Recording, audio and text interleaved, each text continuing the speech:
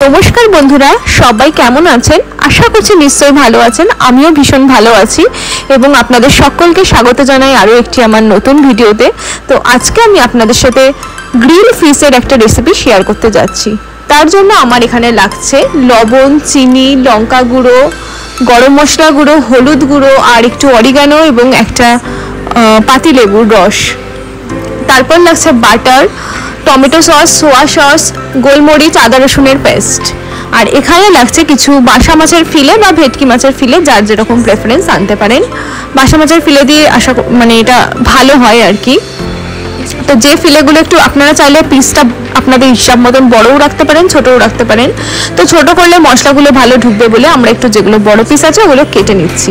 এবার সব মাছগুলোতে নুন হলুদ মাখিয়ে, লঙ্কার গুঁড়ো মাখিয়ে, লেবুর রস দিয়ে ধীরে ধীরে প্রত্যেকটা এপিট ওপিট করে খুব ভালোভাবে মাখিয়ে নিতে হবে। তবে এক্ষেত্রে বলবো লেবুর রসটা একটা আলাদা বাটিতে আলাদা করে চিপে নিয়ে বীজগুলোকে সরিয়ে তারপরে সেটা দিলে ভালো হয়, বাট আমরা একবারেই করে নিচ্ছি, তাড়াহুড়োর আর কি ব্যাপার রয়েছে সেই জন্য।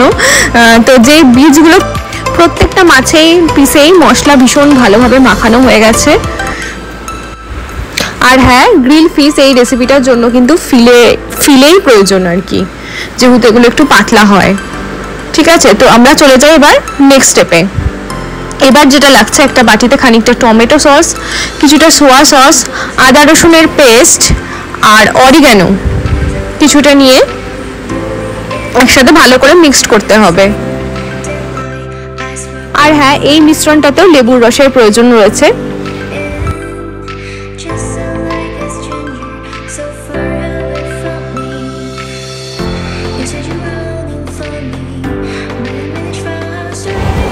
আর যে যে মশলাগুলো আমরা নিয়েছিলাম ফার্স্টে প্লেটে দেখিয়েছিলাম, সেই সব মশলাগুলো প্লাস রিফাইন তেল একটু বেশি করে এখানে দিতে হবে, দিয়ে মিক্স করতে হবে।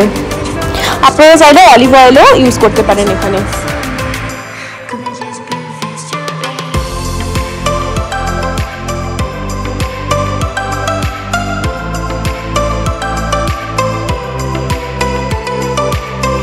এরপর সব মিক্সড করা মশলাগুলোকে খুব ভালোভাবে মাছগুলোর এপিট ওপিট করে ভালো করে ব্রাশ করে নিতে হবে।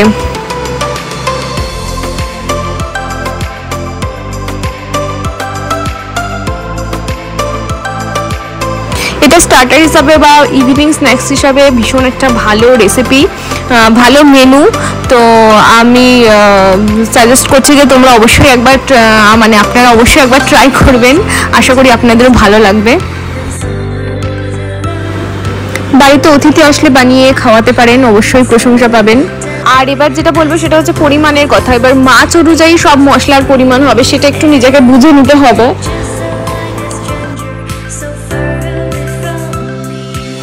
এরপর আমরা চলে যাচ্ছি নেক্সট স্টেপে, যেখানে হচ্ছে একটা মাইক্রোওয়েভ প্রুফ পাত্র লাগবে। সেটা থালা হোক, বাটি হোক, যাই হোক, একটু খোলতায় জায়গা হলে ভালো হয় যাতে মাছগুলোকে সাজিয়ে দেওয়া যায়। সেখানে কিছুটা বাটার এরকমভাবে ব্রাশ করে নিতে হবে। বাটারটা একটু গরম করে গলিয়ে নিয়ে ব্রাশ করে নিতে হবে। দেন আমাদের যে ম্যারিনেট করা মাছগুলো ছিল, ওই মাছগুলো মোটামুটি আমরা 15 থেকে 20 মিনিট মতন ওইভাবে মশলা মাখিয়ে রেখে দিয়েছিলাম। ঠিক আছে, তো ওইগুলোকে এবার সাজিয়ে নিচ্ছি। সাজানো কমপ্লিট, এবার আমরা এটা মাইক্রোওয়েভে ঢুকিয়ে দেবো, মাইক্রোওভেনে। দেন 10 মিনিটের জন্য গ্রিল ফিশ গ্রিলের যে অপশানটা সেটা প্রেস করে দিতে হবে। দেন আমরা ওয়েট করব।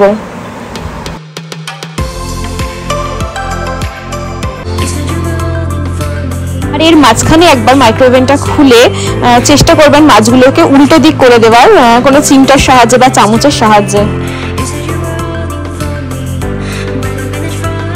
তো আমাদের গ্রিল ফিশ এখন রেডি টু সার্ভ। তো চলো একটা প্লেটে এবার সার্ভ করে নেওয়া যাক।